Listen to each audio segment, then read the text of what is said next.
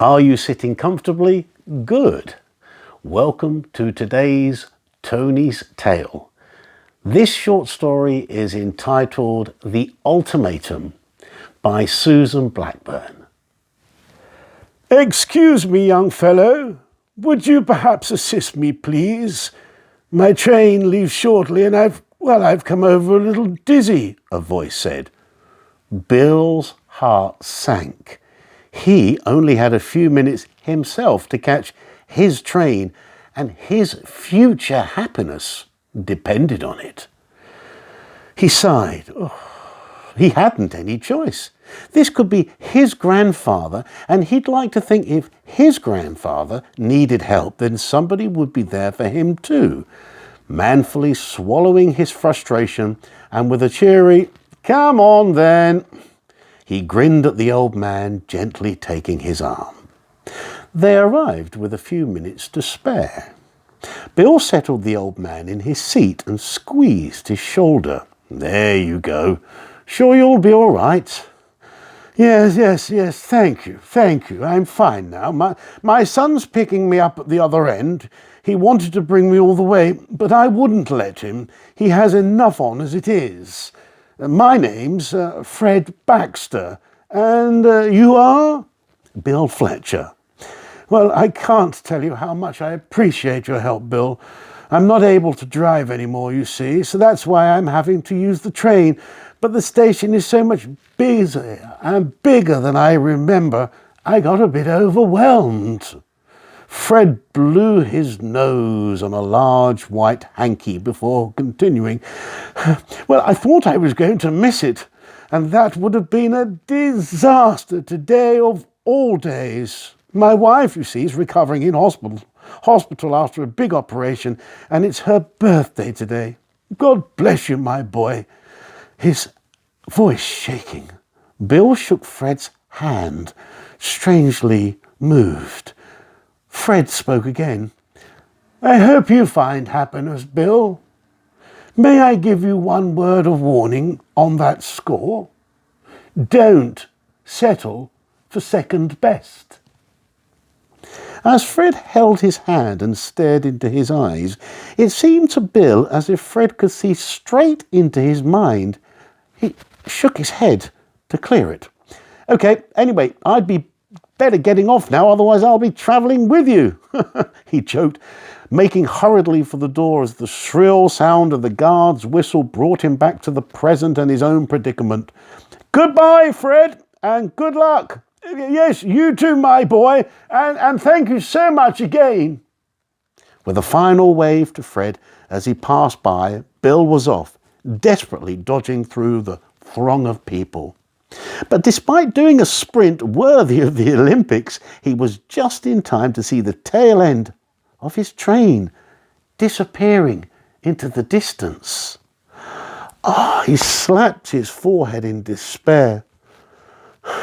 That was it then.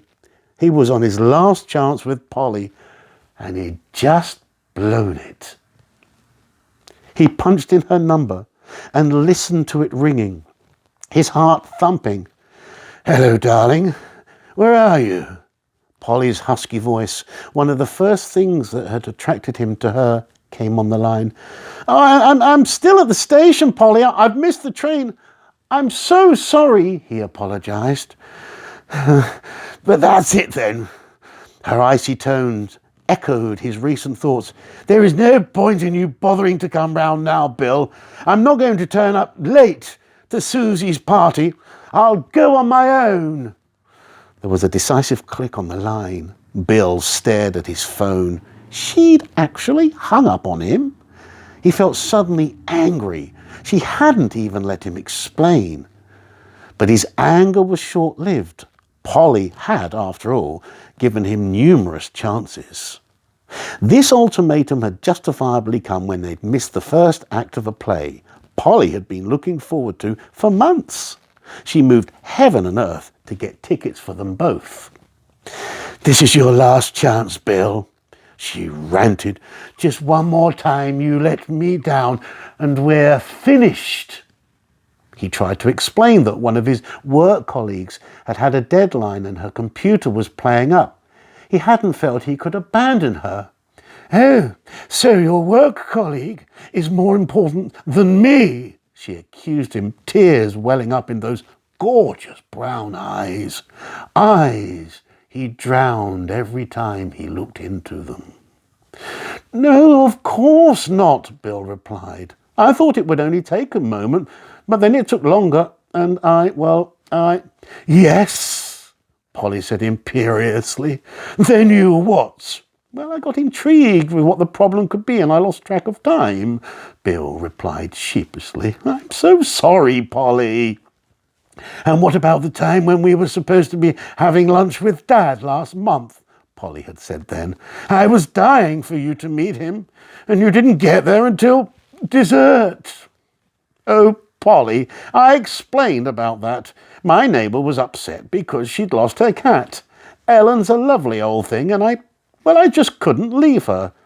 Actually," Bill added, a bit miffed himself now, "I thought you would have understood about that."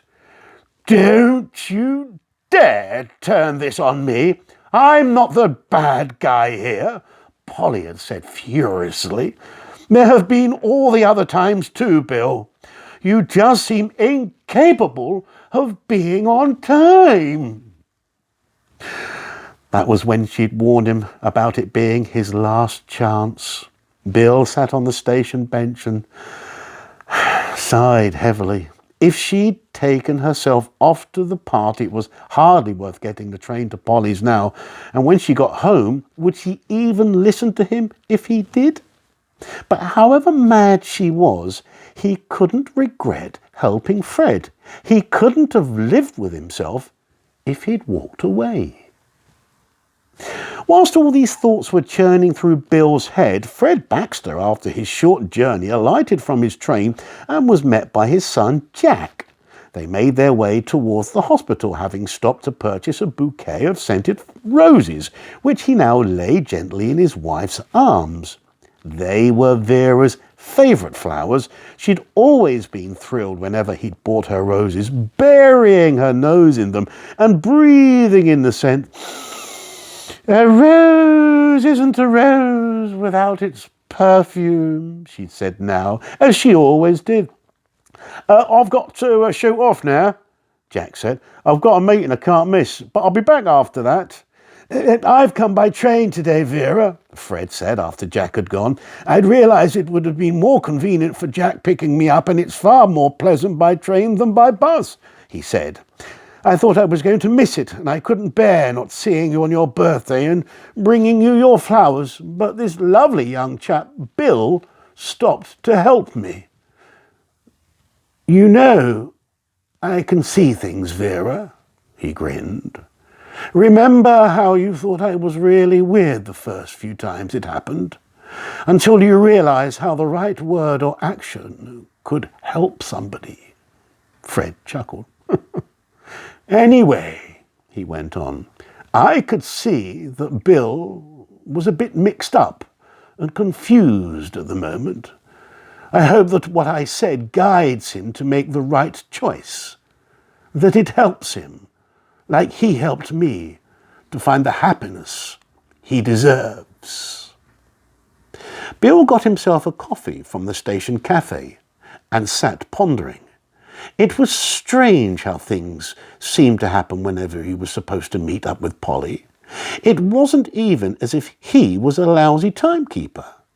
Whenever he'd been late, it had been for a good reason. He never seemed to have problems getting to work on time or being prompt for other appointments. Maybe fate was trying to tell him something. Then a cold hand clenched his heart at the thought of Polly no longer being in his life. Well, hold on a minute, Bill thought as he took another gulp of his coffee. What would he actually miss about her? Just lately, she seemed to have done nothing but criticise him. She was never happy with what he wore. If he tried to surprise her with an outing he'd arranged, it always seemed as if she would rather be doing something else. She always chose really high-class restaurants to eat in, which cost a fortune. Not that he minded the expense, but he could never relax. They weren't really him somehow. And they could never agree on films anymore. She would sigh and fidget all the way through his choices, and she had never forgiven him for falling asleep during some highbrow offering to which she had dragged him. He thought back to when they first got together 2 years ago. She'd started work as a trainee in the law firm he'd worked in since he'd passed his exams. He thought all his Christmases had come at once when she'd agreed to go out with him. She was fun-loving and gorgeous, and had just that way about her that he was attracted. But that was over a few years ago, and over time she changed, Bill realised. They had been to dinner a few times with some of their more senior colleagues, and he admitted to himself that there was a restlessness and discontentment that had crept into her demeanour. He watched her eyeing up the gorgeous decor, the fabulous furnishings, the state-of-the-art kitchens. Then he'd seen her looking around his home, a pouty, discontented look on her lovely face. At that time, he dismissed it as him imagining things because he hadn't wanted it to be true. He hadn't wanted to admit things weren't working anymore. They had been so happy. "Hello, Bill. Mind if I sit here?" Bill was shaken out of his thoughts, looked up to see Ellen, his neighbour, standing there. Are you okay?" she asked him. No, not really," he said. "Well, anything I can do to help?" She sounded so sympathetic, he found himself pouring out his predicament to her. Ellen listened attentively, without interruption. "So now, I'm not sure what to do." Bill stared disconsolately at a piece of litter wafting gently in the draughty station. "Well, I suppose you have to decide if you still love her or not," Ellen replied gently. "Just don't settle for second best, Bill. You're worth more than that." Bill felt a tingle up his spine. That was exactly what Fred had told him earlier. "Thanks for listening, Ellen," he said, giving her a hug. "I suspect I've got some thinking to do."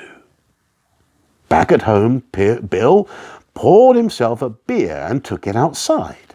Looking around, he felt a sense of pride in the cottage garden he'd deliberately designed with conservation more than style in mind. Watching the butterflies and the bees hovering and flitting from plant to plant in the warm evening sunshine with the scent of sweet williams, honeysuckle, and carefully chosen varieties of rambling roses drifting over to him, he felt a contentment he'd not experienced in a long while. Polly had been forever on at him to go for a more designer garden. Just one more way, he realised now, that she had been trying to change him. Sadness overcame him as the realisation dawned that he didn't love her anymore. He waited for the pain to hit, but it was actually relief that swept over him.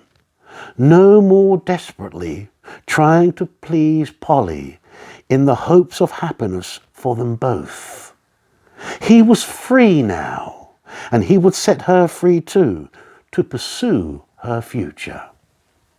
Bill grinned, raised his glass to the gorgeous evening sky.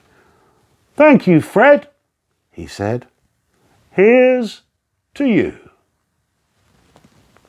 The end.